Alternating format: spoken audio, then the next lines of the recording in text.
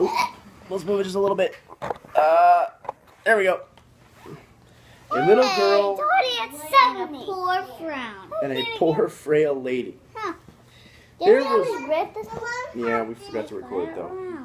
There was once a little girl who didn't get out of bed one morning or the next or the next. In fact, she didn't get out of bed for a whole month. She was very sick and no one knew how to make her better. Jairus was her daddy and he loved her. Is that Jairus? He's Yes. gonna go run to Jesus. That's exactly right. One day, he was sitting by her bed, holding her hand, wishing there was something he could do. Where are those? Oh, just some people that live there. I know, he said. He jumped to his feet, put on his coat, kissed his daughter, ran down the steps, past the servants, out of the house, through the gates, along the road, into the town, up to the steps, and into the temple.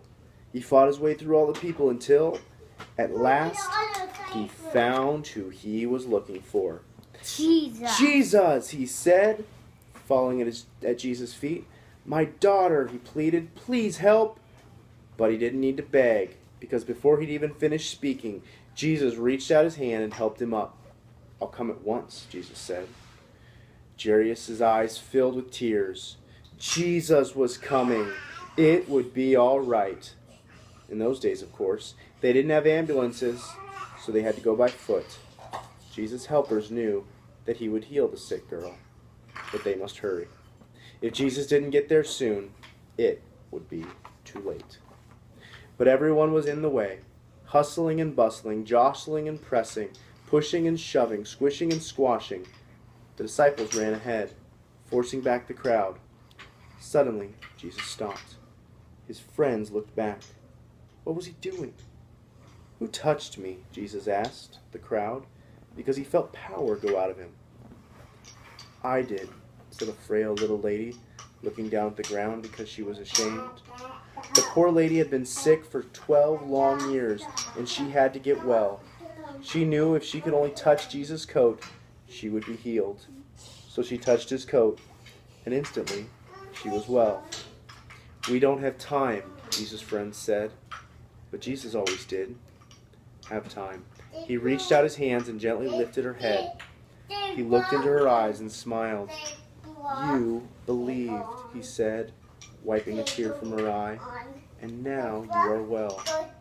Just then, Jairus' servant rushed up to Jairus. It's too late, he said breathlessly. Your daughter is dead. Jesus turned to Jairus. It's not too late, Jesus said. Trust me. At Jairus' house, everyone was crying. But Jesus said, I'm going to wake her up.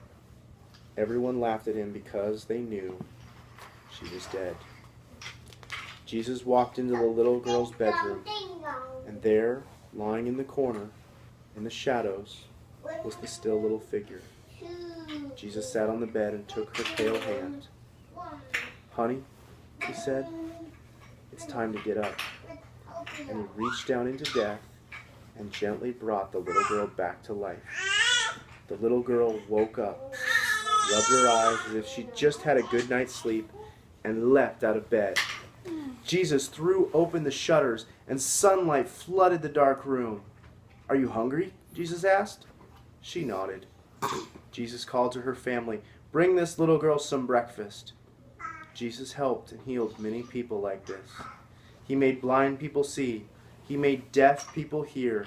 He made lame people walk. Jesus was making the sad things come untrue. He was mending God's broken world. The end. I have to read the next one tomorrow. Who wants to push the button? You want to push it, Jack? Or whose turn is it?